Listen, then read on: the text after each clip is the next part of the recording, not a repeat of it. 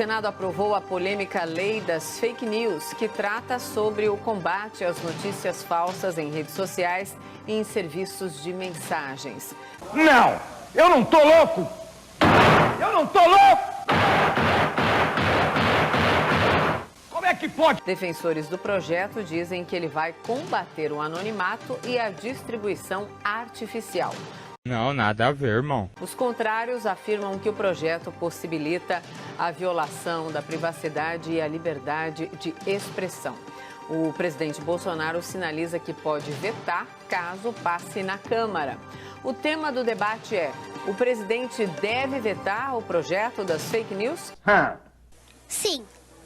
Os nossos debatedores são Augusto de Arruda Botelho, advogado especialista em direito penal. Boa noite, Augusto. Boa noite, Mona Lisa. Boa noite, Caio. E Caio Coppola, bacharel em direito e comentarista político. Boa noite, Caio. Boa noite, Mona Lisa. Boa noite, doutor Augusto. Boa noite, espectador da CNN. Começamos então com você, Caio. Suas primeiras considerações, por favor. Bom, vamos à pergunta, né? Caso passe na Câmara, o presidente deveria vetar o projeto das fake news? Bom, para desespero da bolha progressista na mídia, dos oportunistas da oposição e dos crentes numa ditadura imaginária, o Brasil ainda é uma democracia que respeita as garantias fundamentais. E nós somos presididos por um senhor que sempre defendeu a liberdade de expressão. Ao contrário, por exemplo, do nosso Supremo Tribunal Federal, que em mais de uma ocasião censurou conteúdos da imprensa e de cidadãos privados, que desagradaram aí nossos ministros hipersensíveis e com telhado não de vidro, de cristal.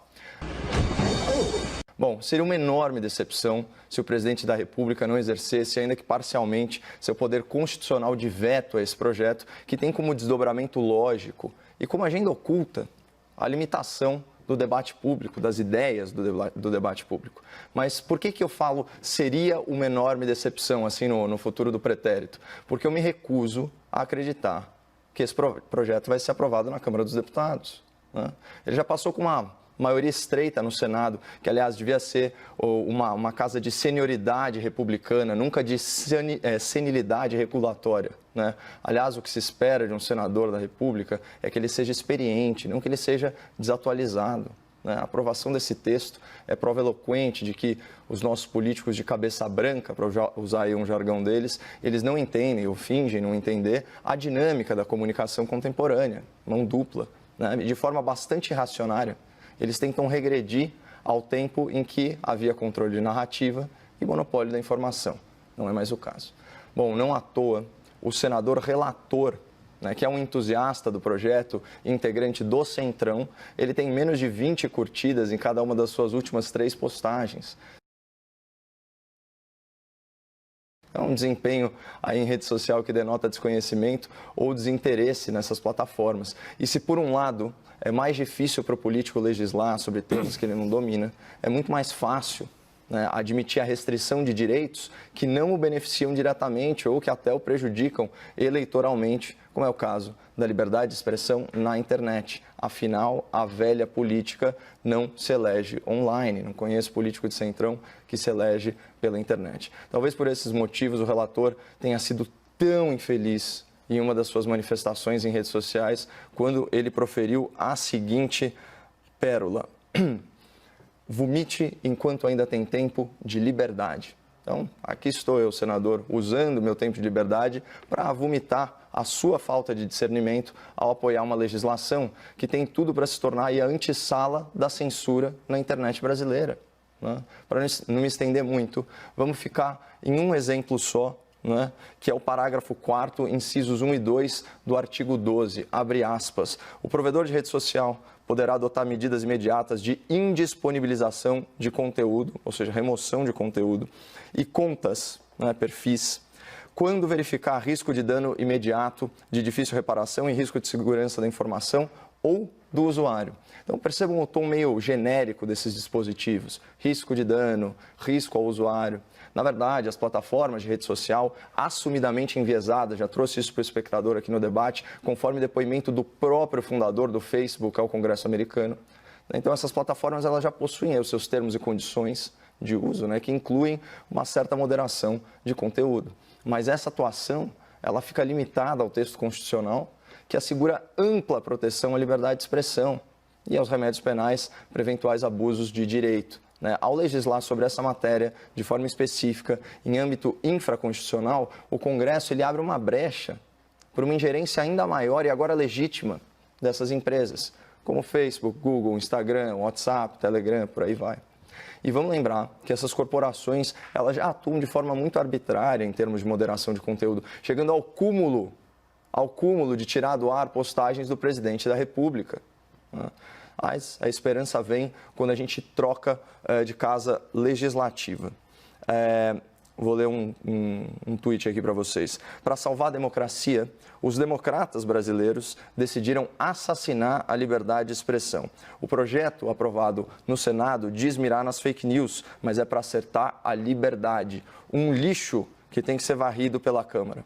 Lutaremos. Então, quem se pronunciou assim, de forma bastante incisiva e bastante pertinente, foi o deputado paranaense, o Paulo Eduardo Martins. Então, que ele seja acompanhado aí pela maioria dos seus colegas.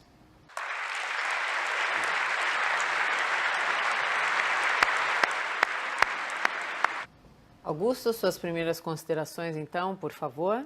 Boa noite a todas e todos.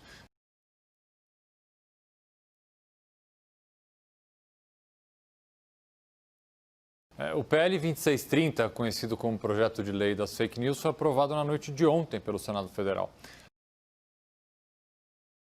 Finalizando, e esse ponto específico não poderia de maneira nenhuma ter sido aprovado, esse projeto ainda prevê o armazenamento de mensagens consideradas, e nessa parte de forma bastante imprecisa, como indicativas de disparo em massa através de aplicativos de comunicação instantânea.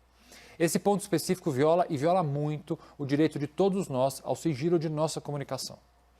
O projeto de lei é importante? Muito importante. Não, nada a ver, irmão. Desde a última versão até a aprovada ontem, houve avanços e melhoras? Sim.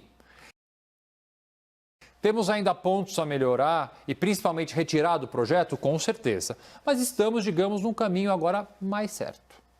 É preciso que agora haja mais discussão, não apenas no âmbito parlamentar, para que no momento de sua aprovação, esse projeto não vire mais uma disputa entre governo e oposição.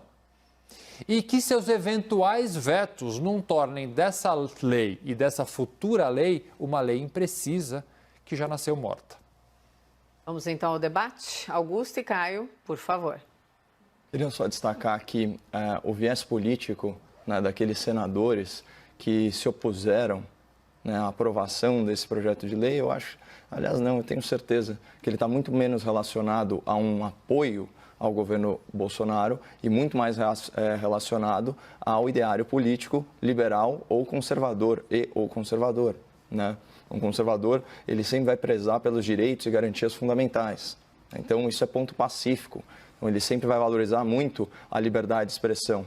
E, como eu disse, esse projeto é a antessala da censura na internet brasileira, para usar um jargão que é como se fosse uma legislação de ponta de lança. Ele é o primeiro passo numa série de avanços que a gente já consegue intuir a partir dessa legislação infraconstitucional, que dá muito mais liberdade, inclusive, para que as plataformas executem moderação de conteúdo dentro do viés já estabelecido, já conhecido dessas aplicações de internet. A gente sabe muito bem que as páginas que são tiradas do ar são todas de pensamento conservador e pensamento liberal. A gente não vê esse mesmo tratamento em páginas de viés progressista.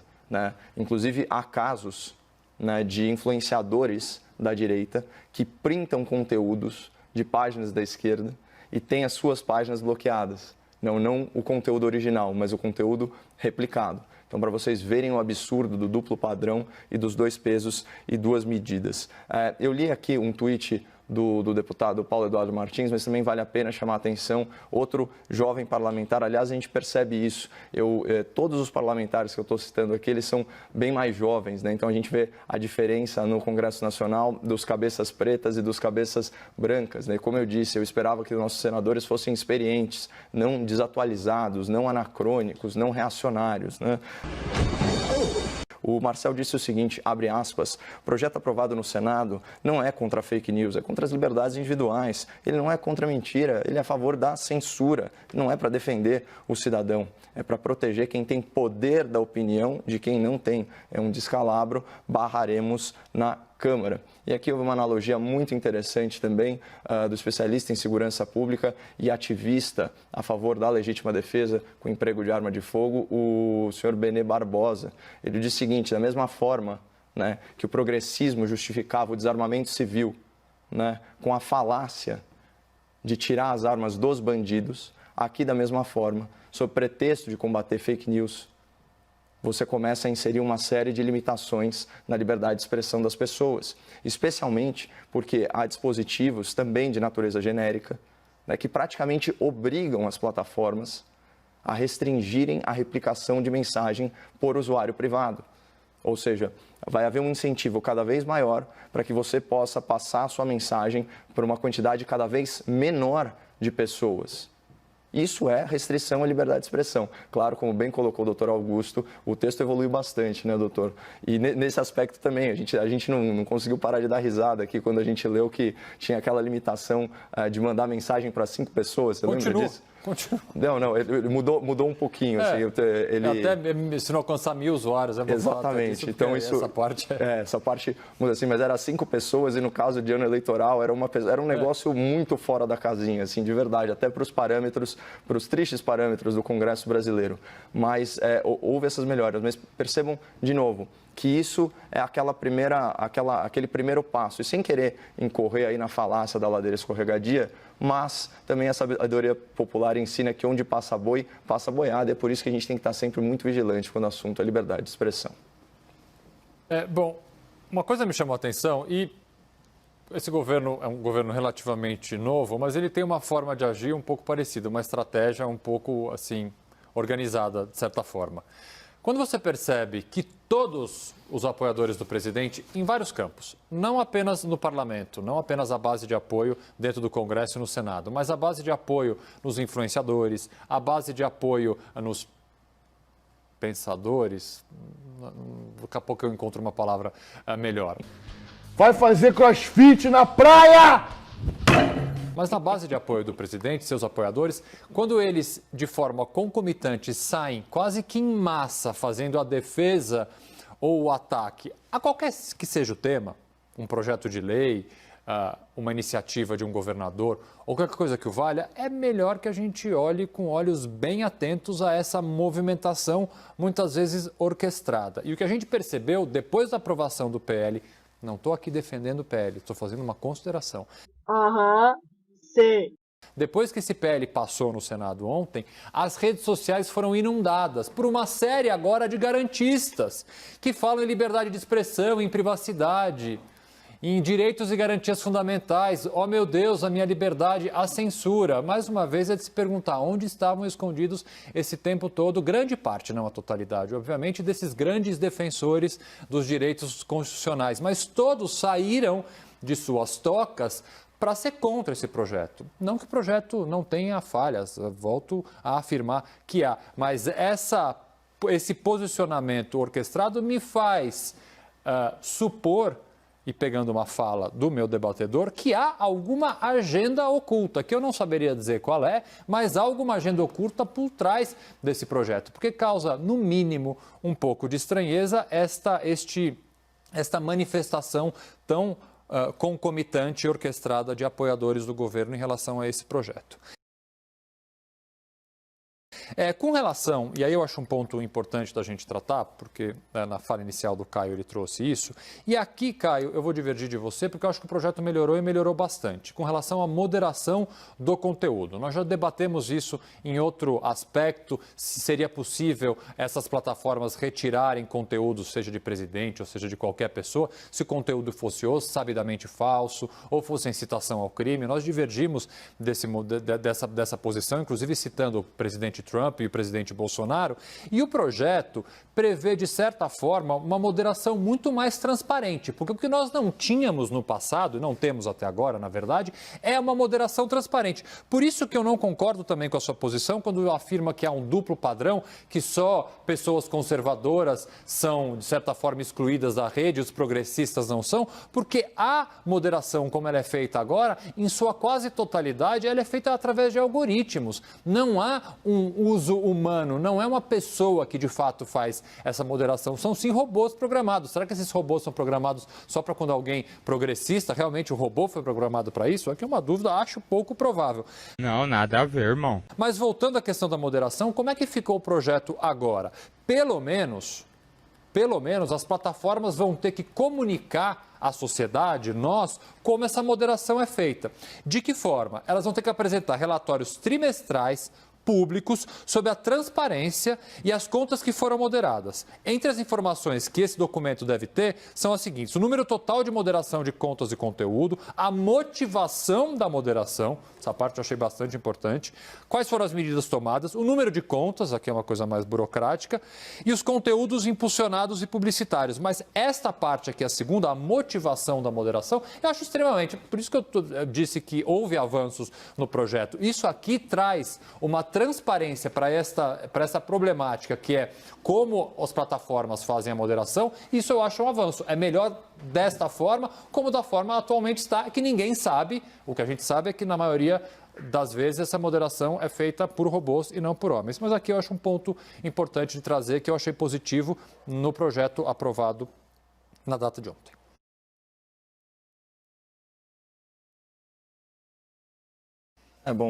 No nosso debate anterior sobre esse assunto, eu acho que eu deixei bem claro, né, inclusive citando aí a Constituição, né, que é livre a manifestação de pensamento, né, vedado o anonimato. Né, e naquela ocasião, né, eu fui além até, né, da sua posição, doutor. Eu falei, olha, eu sou contra a automatização, eu sou contra as contas fake, né, os perfis falsos, e para mim, sim, a conta em rede social tem que estar atrelada a documento válido.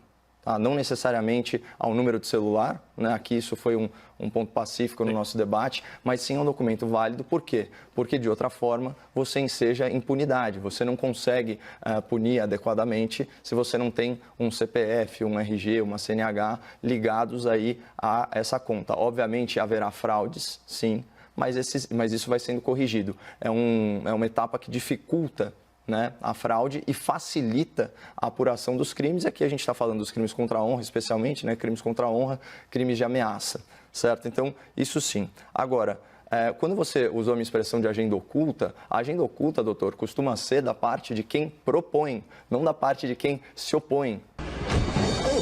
A agenda oculta é um movimento, mas é um movimento ativo. E aí, nesse sentido, já que você induziu o espectador a uma visão muito preconceituosa a respeito das pessoas que se opõem a esse projeto, que cerceia, sim, a liberdade de expressão, então eu vou fazer algo similar, porque é o seguinte: o relator do projeto, que é do Partido Socialista Brasileiro lá da Bahia, né, ele disse que o PT, o Partido dos Trabalhadores, foi um grande aliado na elaboração do parecer, né? E que eles, abre aspas, trabalharam com muita garra para que esse relatório pudesse sair. Então, se de um lado, né, do pré-julgamento, você pode achar que, bom, já que todos os apoiadores do governo e da presidência da República, eles estão enviesados e agindo como manada, talvez do outro lado haja uma interpretação similar. Eu não consigo nem entender qual é a agenda oculta da esquerda, Caio.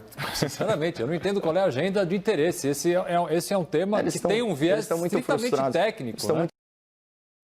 Frustrados, né, doutor? Porque eles perderam o monopólio da informação, o monopólio da narrativa, eles não controlam mais as informações, os gargalos da mídia agora não são as únicas fontes de informação, a informação agora é uma via de mão dupla e é por isso que a imprensa tem perdido tanta credibilidade, porque insiste num modelo que, ao contrário aqui da CNN, não preza pela pluralidade de ideias. E aqui eu queria também chamar a atenção, eu falei que eu mencionaria parlamentares jovens, né?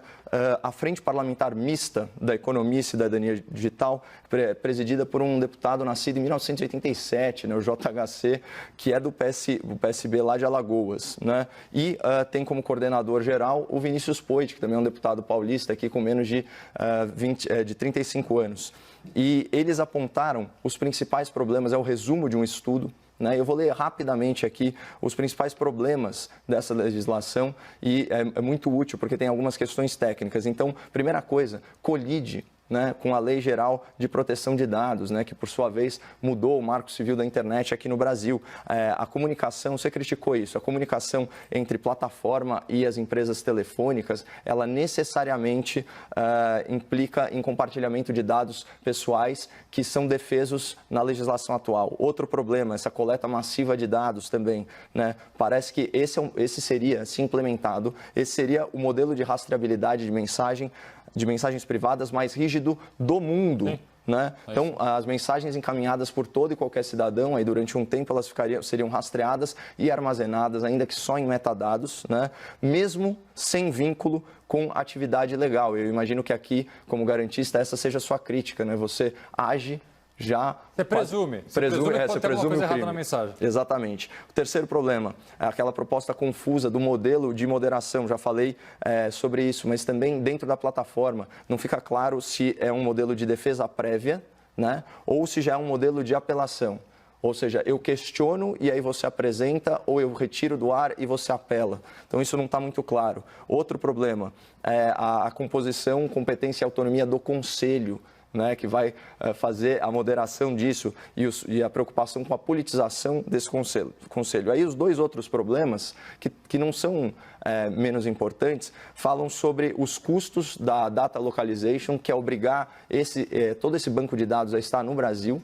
Né? Então, isso fere liberdade econômica, impossibilita aí a concorrência com startups estrangeiras, né? E, finalmente, a porta lógica, que é uma nova forma de rastreamento de IP, só que ela é uma forma transitória. Então, na verdade, ela cria um desincentivo para a modernização da infraestrutura digital no Brasil. Portanto, esses são só alguns dos problemas, dos principais problemas. Afinal, eu tive acesso a estudos que estão recomendando aí a supressão de mais de 12 artigos, sem contar os parágrafos e sem contar as alterações de conteúdo. Então, assim, tem muita coisa errada nisso. De repente, seria até o caso de jogar a coisa no lixo e esperar passar a pandemia, porque isso é uma discussão muito séria para ser feita de forma assodada e votada na calada da noite. Estamos nos argumentos finais agora. Augusto, então, por favor. Eu não me oponho à posição e à ideia de não jogar fora, mas de se continuar a discussão, eventualmente ou fazer do zero, ou pelo menos aproveitar os bons pontos que esse projeto, principalmente depois das últimas alterações, tem. Sim. Mas concordo que há alguns artigos que não podem passar e eu espero que a Câmara faça uma discussão. O importante, e a mensagem que eu queria passar, é que é essencial, continua sendo essencial, que a gente se discuta quem financia, quem produz e quem faz uso de conteúdo sabidamente falso com variados fins, inclusive e principalmente o fim eleitoral. Portanto, esse projeto de lei, no seu pensamento maior, deveria focar muito mais nisso do que nos detalhes, muitas vezes não discutidos, que ele está focando. É esse que deveria ser o foco. Quem financia, quem produz e quem dispara conteúdo sabidamente legal. Não é indo atrás do tiozinho do WhatsApp que manda 5 mensagens no grupo dos amigos da cerveja e ele pode estar sujeito a ter suas mensagens armazenadas por vários meses simplesmente porque a mensagem dele viralizou. Isso não pode acontecer. Nós estamos perdendo o foco. Esse é o grande problema desse projeto, a perda de foco. Caio? Eu concordo com a sua crítica. Eu acho que deveria mesmo ser focado no estrangulamento financeiro dessas redes de desinformação. E aqui eu volto a repisar o argumento do anonimato, né? A defesa da liberdade de expressão, ela também não pode ser usada como escudo para anonimato, né? Então, você que é um conservador, você que é um liberal, né, sempre tem em mente assim, dois princípios básicos. O primeiro, o princípio da não agressão, né? A sua conduta, ela não pode interferir no direito alheio. E, finalmente, né, e esse aqui é o mais importante, é o exercício da liberdade com responsabilidade, né? Isso é uma decorrência lógica da vida em sociedade. Não tem como ser de outra forma. Então, se você está habilitado a falar algo e não responder por isso, tem algo errado no sistema e isso tem que ser combatido. Por isso que eu sou a favor, sim, né, da vinculação de documentos a contas em perfis de rede social e, uma vez estabelecido isso, uma ampla liberdade para que você se manifeste e opine da forma que bem entender, sob proteção da Constituição e do Estado brasileiro. Obrigada, debatedores. Augusto, boa noite, até amanhã. Boa noite. Caio, boa noite, até amanhã. Boa noite, Mona Lisa.